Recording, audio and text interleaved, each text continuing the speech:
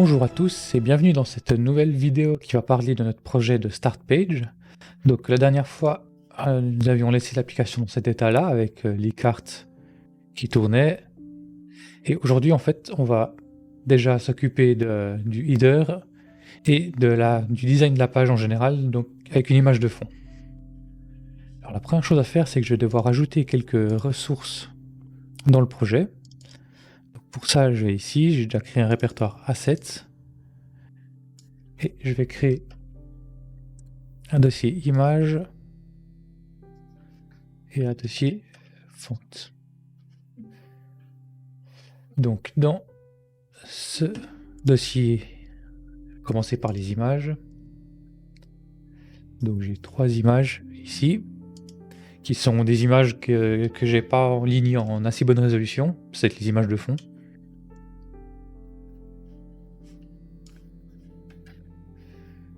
Et je vais pas les déplacer, je vais les copier. Et ensuite, dans mon dossier font, je vais prendre 2 polices, la Prosto One que j'utilise entre autres pour mon logo, qui est un peu ma police habituelle sur tout ce que je fais, donc que je vais utiliser pour le header, et la Roboto qui va assez bien avec, que je vais utiliser pour les autres textes. Donc une fois que c'est fait, ça je peux refermer. J'ai déjà ajouté dans mon fichier demi-service des informations sur les images, donc les différents fonds qu'il y aura qui devront défiler. Donc vu que c'est le demi-service, j'en ai mis juste quelques-uns. Par la suite, il y aura une API qui sera là pour servir parmi une sélection un peu plus importante. On voit qu'ici, j'ai pas d'image URL, c'est parce que c'est les images qui viennent du dossier Assets. Donc je vais tout de suite commencer par modifier dans ce demi-service. Donc pour importer une image, c'est tout simple. Je viens ici, je fais import image 1906 par exemple, from assets, image, et là je retrouve mes images. Je mets en PNG et c'est Webpack qui s'occupera de la résolution du chemin correct. Donc import image 2081.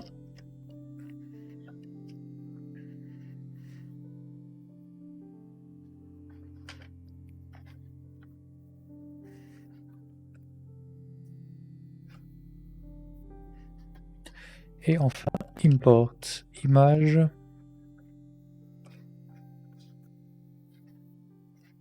2087. Voilà, c'est les 3 dont j'avais besoin.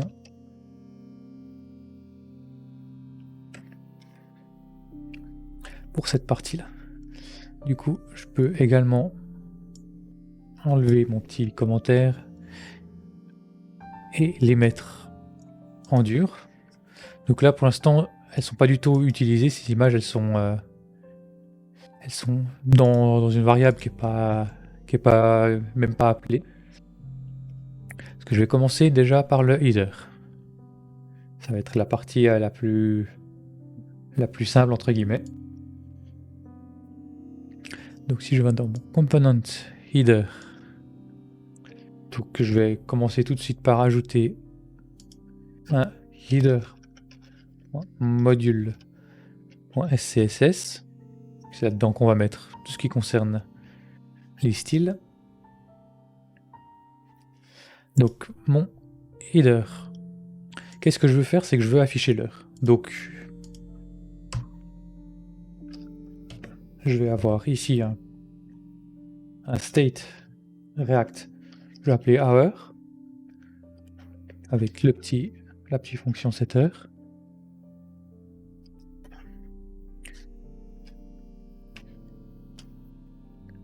Pour l'instant, je mets rien ici.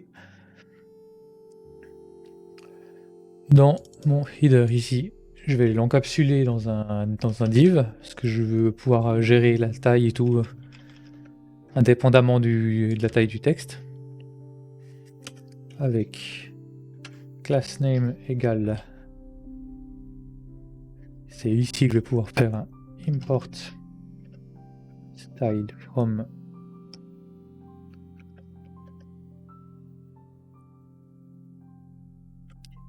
header.module.scss.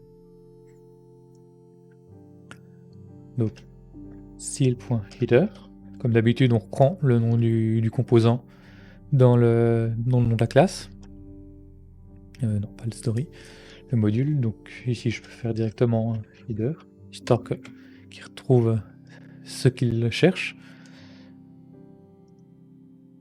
Alors ça, je le passe à la ligne.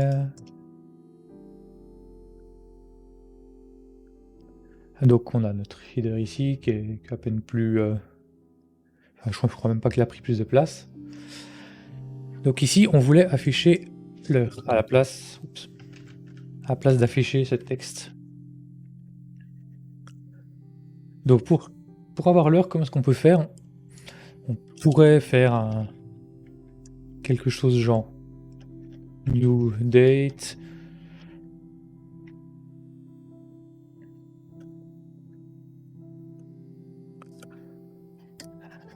Et après faire date.get time par exemple, mais là ça va rendre toute la chaîne de caractères qui correspond à l'heure. Un get minute, get hour et faire une concaténation. Moi, ce que je vais faire, c'est que je vais créer une petite fonction helper format hour qui va recevoir un objet date et qui va faire un date.toTimeString. Donc là, je reçois de cette manière l'heure complète. Donc quelque chose qui contient heure, minute, seconde et ainsi que l'indication sur la time zone et tout ça. Donc moi, j'ai pas envie d'avoir toute cette chaîne, donc je vais faire un substring qui part à 0 et qui va à 5. Donc 0, si je prends l'heure, ça va être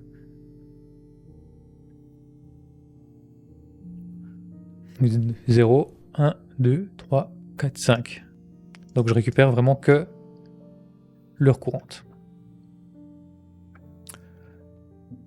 Donc ce helper, je peux l'utiliser pour le useState, pour la valeur par défaut. Et là, je peux faire un new date. Si j'enregistre 8h06, 8h06, c'est bon. Par contre, ce qu'il faudrait, ce serait que notre heure puisse changer. Autrement, il n'y a pas vraiment d'intérêt si on doit rafraîchir d'avoir ça dans un state. Et donc, on va devoir utiliser un intervalle. Donc, je pourrais faire un const cet intervalle avec... il faudrait le mettre dans un useEffect, il faudrait avoir une fonction de cleanup. Heureusement, il y a une librairie qui propose différents hooks qui pourraient être utiles, dont un qui permet justement de gérer les intervalles. Donc je vais tout de suite l'ajouter.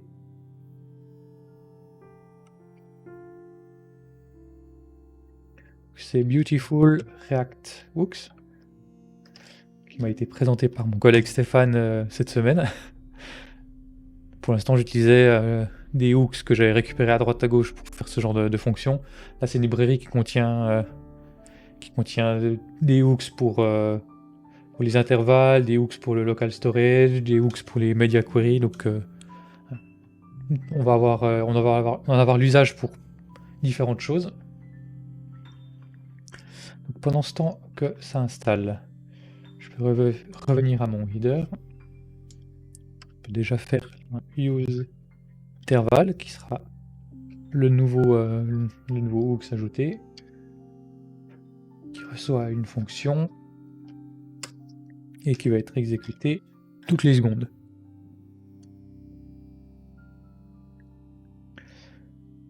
Alors là, il me propose de changer l'orthographe parce qu'il n'a pas encore compris que j'avais une nouvelle dépendance.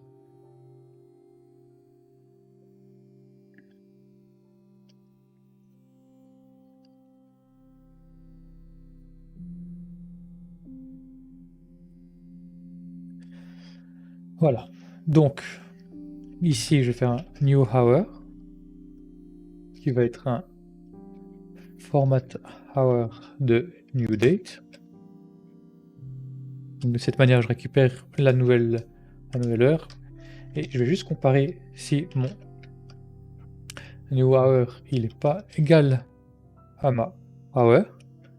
Donc, si la nouvelle heure générée, la nouveau string est différent de l'ancien, c'est qu'il y a au moins une minute qui s'est passée depuis la dernière mise à jour, donc je peux pousser mon state. Donc de cette manière, en fait, je m'assure d'avoir quelque chose qui va être poussé uniquement une fois par minute. Ça va pas être au dixième de seconde près le changement de minute, mais on n'en a pas besoin pour ce qu'on fait. C'est pas une horloge qui a besoin d'être ultra précise. Donc là, j'ai un header props, mais qui contient rien du tout. Je peux l'enlever. Je peux du coup l'enlever depuis ici.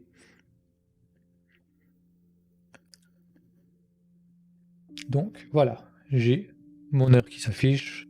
Je n'ai rien touché. Je vais commencer à faire la suite. Et vous devriez voir que ça va changer tout seul. Donc ici, j'aimerais avoir mon H1 avec une taille différente. Font size que je vais mettre à 10 VH, vertical, viewport vertical. En gros, c'est la taille de la fenêtre en verticale. Et là, c'est 10% de cette taille. On a vu d'ailleurs que c'était passé à 10 juste avant. Donc voilà, là j'ai ça. Je vais aussi pouvoir inclure mes polices. Pour ça, je vais aller peut-être dans mon app.module déjà pour déclarer les font face. Alors, font face, font family. La première, on va faire la Roboto. Donc il y a beaucoup de navigateurs et de systèmes qui possèdent cette Roboto, mais je préfère dans tous les cas inclure la police dans mon projet. Et donc ici, ça doit être... On est dans App, Assets, Fonts, et il me faut déjà la WOF2, format WOF2, je vais pour l'instant remettre en plein écran, enfin on agrandit ça. Il me faut également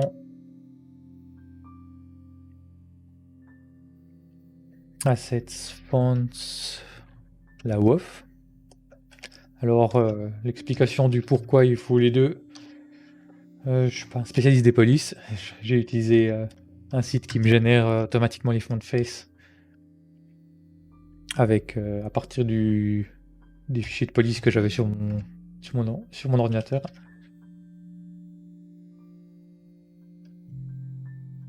Font style normal.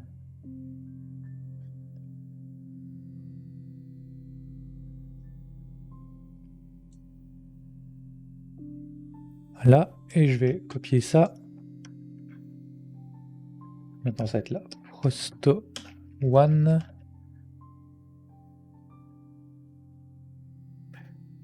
Prosto One WOF 2. Oups. Si je fais un coller de ce que j'avais avant, ça va pas aller. Prosto One WOF. Donc là, c'est bon.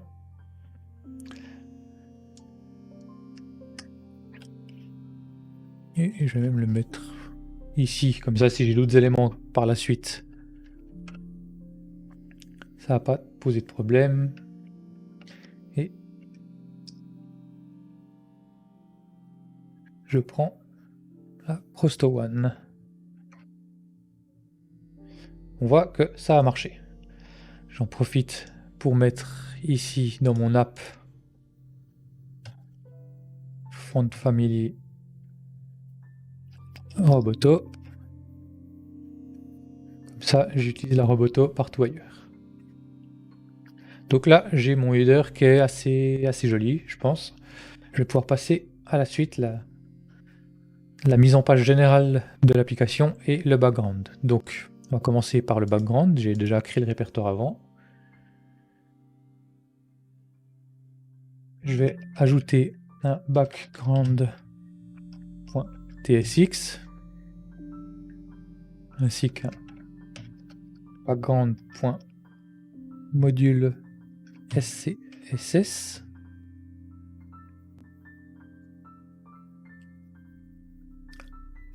Alors, le background.tsx, il va y avoir plusieurs éléments dedans. Alors, on va commencer. Const background, ça va être un React.functional component qui aura des props égal ci et cela. Donc, il faut aussi importer React.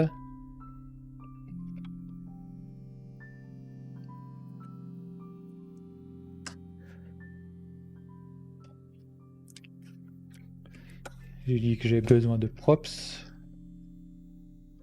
Background props. Ça va être des children. Optionnel, bien sûr. React de type React Node.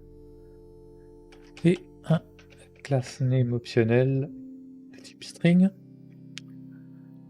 Donc ça, je peux le copier ici.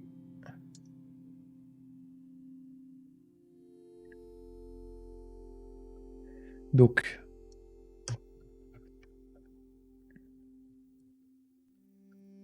je vais avoir un premier div. Il faut aussi que j'importe directement le style.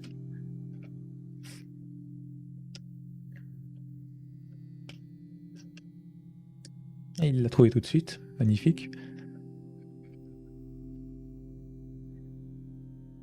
Class name style.background.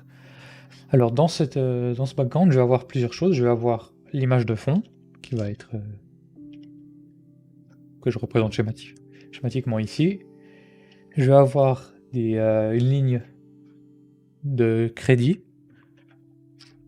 Donc ça va être le nom de la photo, le nom de l'auteur de la photo, éventuellement d'autres informations qui seront en bas de la page. Et ensuite, j'aurai un div en plus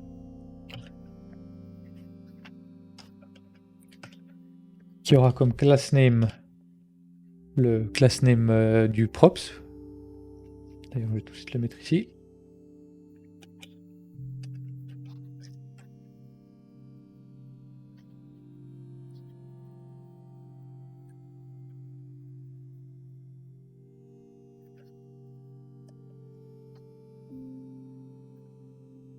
Donc si on met rien dans ce class name, c'est pas trop grave. Et là-dedans, il y aura les children. Donc en fait, c'est un slot. C'est-à-dire que j'appellerai cet élément background dans mon app, mais je pourrais avoir d'autres choses en dessous. Et ça ne devrait pas poser de problème. Donc il n'est pas content. Export default background. J'enregistre. Je vais pouvoir directement le mettre dans mon app. Comme ça, on verra que ça marche. Donc ici, j'avais avant la structure de cette manière avec juste le class name et les enfants en dessous. Maintenant, je peux faire un background. Est-ce que ça me l'a importé? Oui. Et de cette manière. Donc moi j'ai mon header et mon link grid en dessous. Si je retourne ici, on voit que j'ai toujours tout qui s'affiche. Par contre, j'ai bien mon -image, -crédit. Donc, ça veut dire que ça a bien rendu les enfants dans le slot comme c'était prévu. Alors, je vais retourner. Ça, je peux fermer. Donc ici, j'avais dit que j'avais un background. Dedans, je vais avoir une zone image, une zone crédit, qui elle-même contiendra une zone info. Et je crois que c'est à peu près tout. Donc j'enregistre.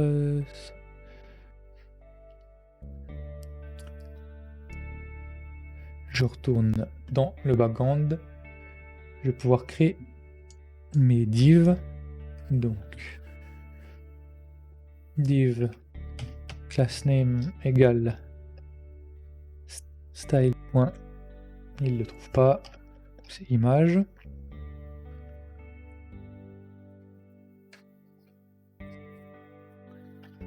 Je le duplique. Ici, c'est crédit.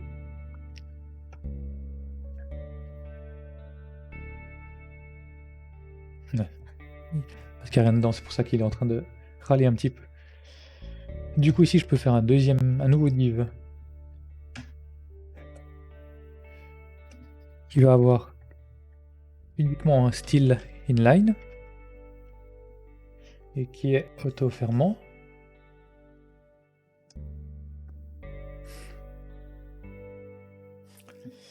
Dans crédit, je peux avoir. Donc il y aura des choses qui vont s'afficher ici. Et je vais avoir en plus un span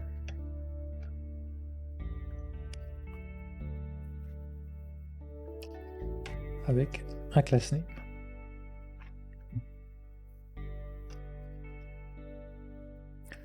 Et là, c'était style.info. Voilà, donc là, j'ai ma structure qui est déjà plus ou moins prête. Donc il va falloir alimenter avec des données. Donc pour ça, on va modifier un petit peu des choses dans Redux. Et déjà dans les modèles. Donc là j'avais différents modèles. Je vais rouvrir déjà celui-là. Mais je vais créer un nouveau modèle qui va s'appeler background image.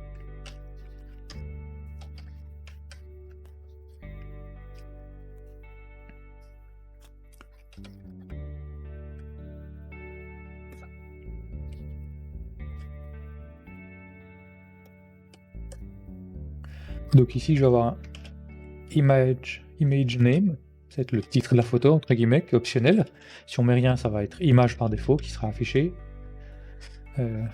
URL de l'image, obligatoire. Une URL de page pour la photo. S'il y a une page qui présente la photo par exemple. Le nom de l'auteur. La page, une page qui référence l'auteur, peu importe ce que c'est. Le nom, si on doit sourcer d'où vient l'image. Et le lien vers la source. Optionnel les deux. Et enfin, un additional info optionnel pour des informations en plus qui devront être affichées un peu à part.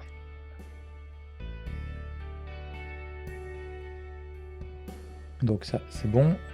Du coup, je peux aller dans mon state. Enfin, déjà, je peux aller dans mon dummy component et puis mettre que ici, ce soit des background image. Un tableau de background image. Et il met qu'il y a une erreur. Alors, est-ce que j'aurais écrit faux? Oui, j'avais mis 2N, 2D, 2N. Voilà, c'est déjà mieux. Donc je retourne dans mon state ici. Je vais pouvoir ajouter un nouveau state qui va être port interface background state, qui va être image de type background image ou nul.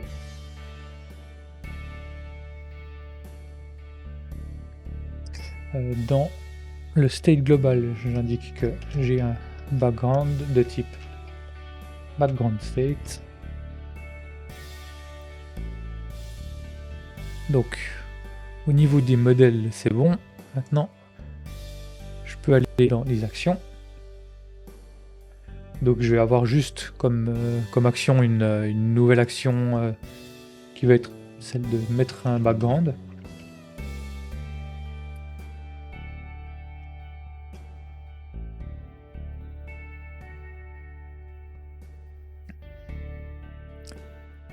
Donc il y aura un action type, set background action,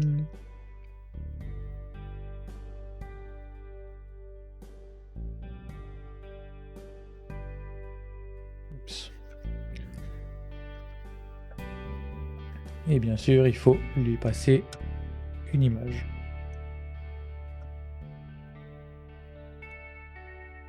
Est-ce que je vais appeler ça image? Oui.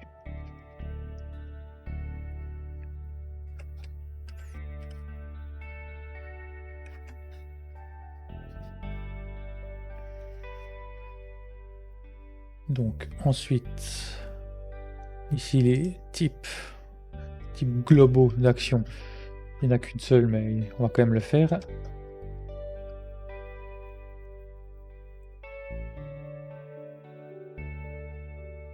Il y aura peut-être d'autres types qui viendront par la suite, c'est tout à fait possible. Et enfin, Action Creator.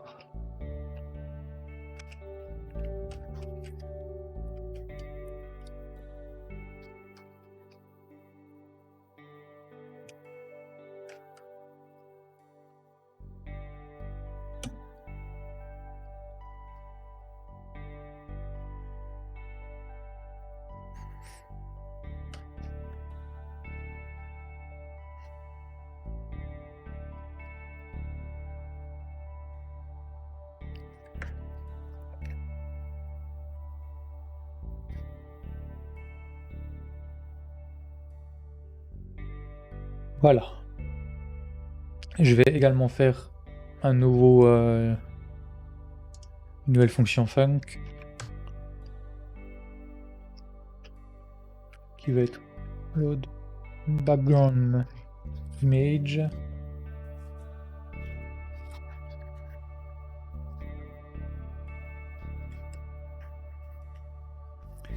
Et ici, ça va être return. D'ailleurs, je peux copier ça. Ça va me faire gagner un petit peu. Donc, j'ai pas d'état au début. Ici, ça va être demi-service.load quelque chose pour les data. Et ici, ça va être set background avec ce data. Donc, dans mes demi-services, déjà, je vais copier tout ça en haut. Et ici, je vais pouvoir ajouter une nouvelle fonction qui va être, comment est-ce qu'on va l'appeler? Load background image. De quelle manière j'avais mis? C'est plus bas. Je suis en train de l'ajouter à la mauvaise place.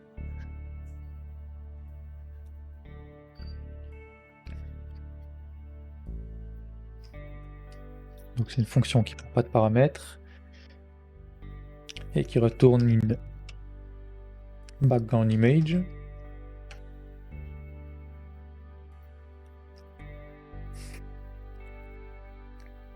Et là-dedans, je vais avoir ma petite fonction.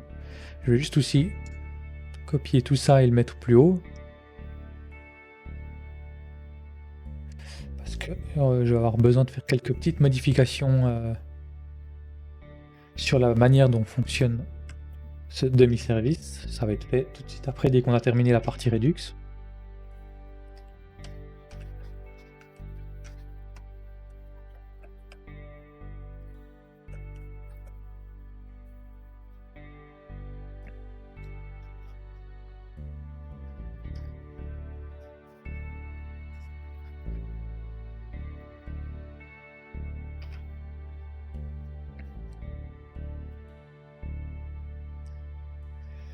Donc ici j'ai besoin de charger une seule image, et puis mon tableau qui a juste ici, c'est une suite d'images. Donc je vais créer une petite fonction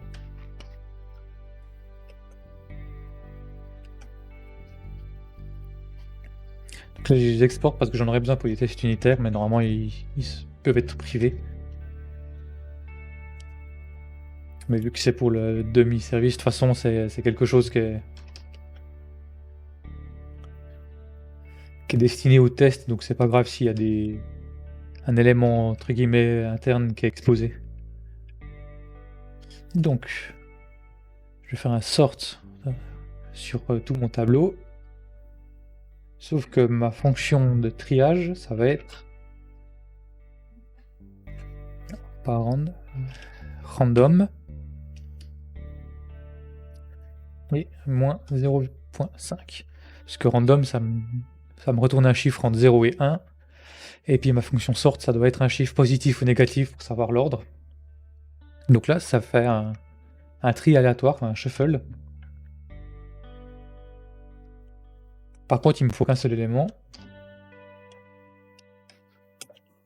Donc ma fonction find, le prédicat qui m'indique si l'élément, vu que ça passe sur chaque élément, et dès que ça en trouve un qui retourne vrai, ça va le retourner et quitter la fonction. Donc je peux juste mettre ça comme ça.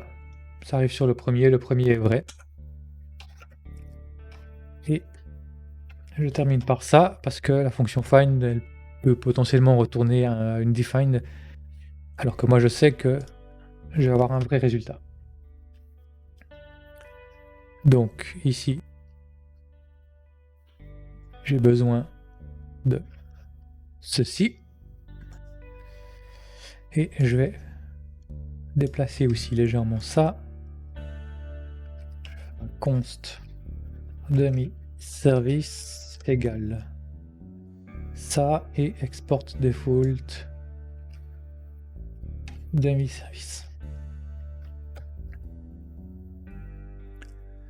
Donc ça compile. Ici je peux venir faire un load background image. J'ai mon set background qui est fait ici. Donc ce load background image, je vais pouvoir l'appeler ici.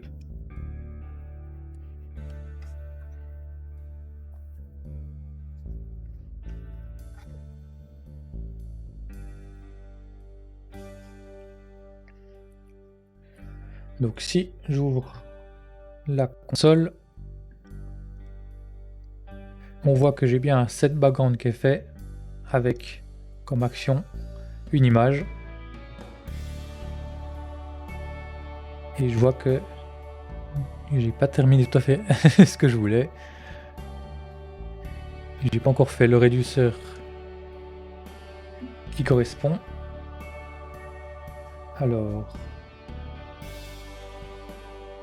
je vais créer un background reducer.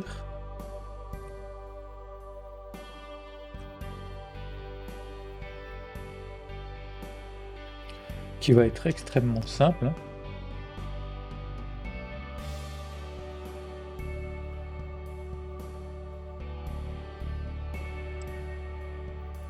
Donc comme state, ça, background state qui vaut initial value que je vais devoir créer un petit peu après.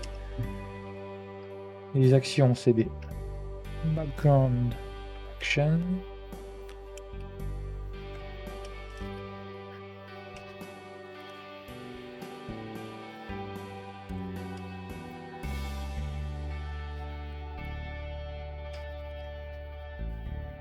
Il n'a pas réussi à l'importer.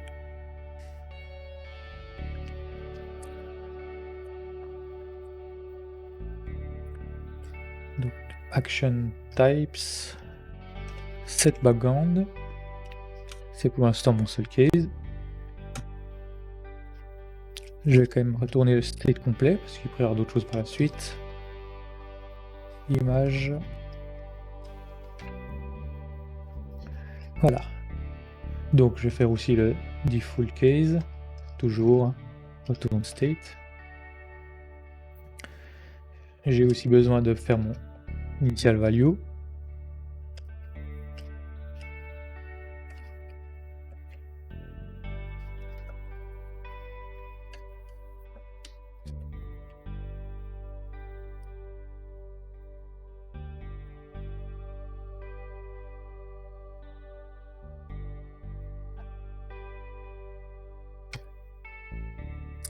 Là et ici je peux faire un background reducer.